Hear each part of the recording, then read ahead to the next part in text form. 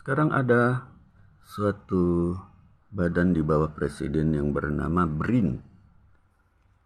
Ya, Badan Riset apa ya? Kok riset dah. Dia itu merupakan peleburan dari lembaga-lembaga dan departemen yang berkaitan dengan sains. Mulai dari Kemenristek, LIPI, 8, 9. Pokoknya yang berkaitan dengan ilmu pengetahuan dan teknologi itu dilebur menjadi satu. Nah, di sini ada ketua dewan pengarah ya, yang merupakan presiden RI ke-4, yaitu Ibu Megawati.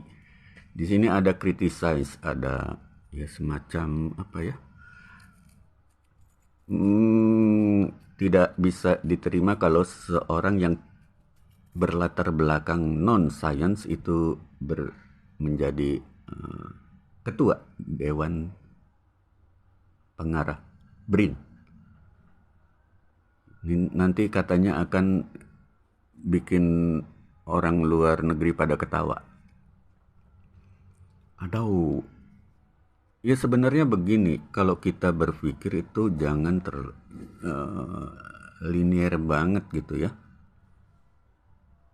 Bu Mega katakanlah tidak mempunyai latar belakang pendidikan sains. Tapi apakah dengan demikian pasti tidak layak? Ini kita nggak bela siapa-siapa, hanya menjabarkan logika berpikir saja. Kenyataannya berapa banyak figur-figur yang merupakan tokoh di bidangnya, dia tidak mempunyai pendidikan tentang bidang tersebut, tapi bisa cemerlang dan bahkan menjadi referensi bagi yang sehari-hari membidangi bidang tersebut ya, ya, itu ada perulangan itu. Harus kalimatnya harus ini ya, lebih ini kok jadi ngurusin kalimat. Sebagai contoh ya, siapa lagi kalau bukan Nabi Muhammad Sallallahu Alaihi Wasallam. Beliau kan tidak mempunyai pendidikan, latar belakang pendidikan sains, tapi bisa direferensikan oleh berbagai profesor di seluruh dunia dari zaman ke zaman. Bahkan ada yang sampai dapat hadiah Nobel, Profesor Abdul Salam, yang mengutip Al-Quran. Jadi ilmu dari Nabi Muhammad itu langsung dari Tuhan. Dan ya, penyandang ilmu dari Tuhan bukan sekedar super cerdas, maha cerdas atau apa istilahnya gitu kan. Dan menjadi guru bagi mereka yang membidangi, karena ilmu dari Tuhan itu udah paripurna ya. Nah, ini tidak membidangi tetapi bisa cemerlang.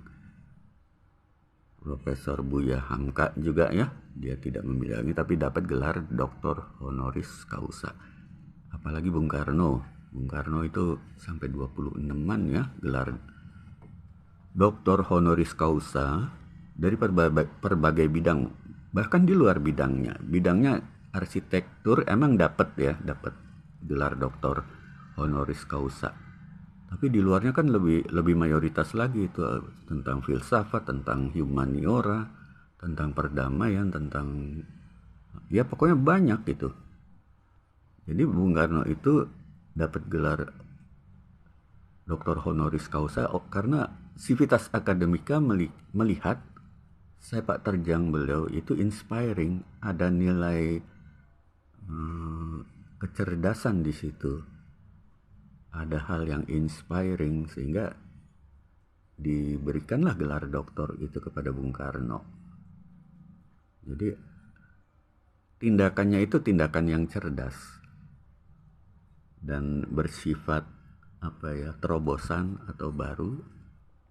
Begitupun Pak Harto sebenarnya sih ditawarin juga itu gelar-gelar doktor kan, cuman ditolak, nggak mau Pak Harto itu mendapat gelar doktor. Tapi kalau gelar yang berkaitan dengan bidangnya yaitu militer, mau jenderal bintang 5, seneng itu, lebih prefer dengan gelar yang berkaitan dengan bidangnya. Artinya apa? Sepak terjang Pak Harto itu sepak terjang yang cerdas dan diakui oleh Civitas Akademika. Walaupun ditolak itu bukan, it's not apa ya, nggak berkaitan itu kan, ditolak atau diterima itu kan sekedar prosedur ya, tapi kenyataannya ya beliau sudah melakukan tindakan-tindakan yang intelijen, cerdas gitu kan. Itu tidak sesuai dengan latar belakangnya kan, atau latar belakangnya militer itu, sekolahnya sekolah militer, tapi bisa mendapatkan pengakuan di luar bidangnya. Nah, bagaimana dengan Ibu Megawati? Ibu Megawati masih punya kans untuk cemerlang juga di bidang teknologi, dengan catatan Ibu Megawati memang tanpa kita ketahui menekuni teknologi gitu kan, membidangi teknologi dan mempunyai pemikiran-pemikiran yang brilian tentang teknologi. Itu kalau Ibu Mega emang begitu ya memenuhi syarat lah. Cuman kan kita nggak tahu ya, sebagaimana dulu Dian Sastro itu kan kita nggak tahu itu kalau dia sebenarnya apresiatif dengan musik yang standar tinggi itu, referensi mendengar musiknya itu kaya sekali. Padahal kita kenal Dian Sastro kan remaja yang memerani film-film yang ya hiburan-hiburan begitu ya, nggak ada kesan intelektual dalam tanda petik. Tapi kenyataannya dia itu pakar soal musik, paham musik yang berkelas yang jarang didengar oleh remaja-remaja seusianya, itu dia dengar. Kalau remaja-remaja seusianya dengar yang top 40, yang hits doang. Kalau Dian Sastro dengar musik-musik yang khusus, yang bersifat apresiasi gitu ya. Dari Michael Franks, Miles Davis, Smashing Pumpkins, terus apalagi Dream Theater. Kalau yang dari kita Discus Band, Herme Kulit yang berat-berat itu. Bayangin anak remaja yang nggak kita expect bahwa dia punya selera musik tinggi, ya ternyata punya, hanya lantaran kita tidak tahu aja. Belum lagi kalau dia punya minat dengan bidang filsafat. Bayangin, yang kita lihat artis kok juga punya minat dengan hal-hal yang berat-berat itu kayak filsafat. Itu lulusan University of Indonesia ya, Universitas Indonesia kok di Inggris ini. Itu Dian Sastro. Jadi secara logika nggak mesti Ibu Mega tidak mampu. Siapa tahu dia mampu. Nah, kita buktikan saja. Jadi apalagi kalau Dewan Pembina, bukan Dewan Pengarah ya, istilahnya Dewan Pengarah, itu kan strategis, lebih bersifat seperti komisaris, mengarahkan secara global. Jadi andai pun Ibu Mega tidak mendalami banget sampai detail soal sains, minimal wawasannya itu udah harus matang soal sains. Artinya logika dari kebijakan sains itu harus dipunyai. Dan sebagai mantan presiden ya mudah-mudahan qualified ya. Memang presiden kan juga mengurusi soal sains juga, kebijakan soal sains.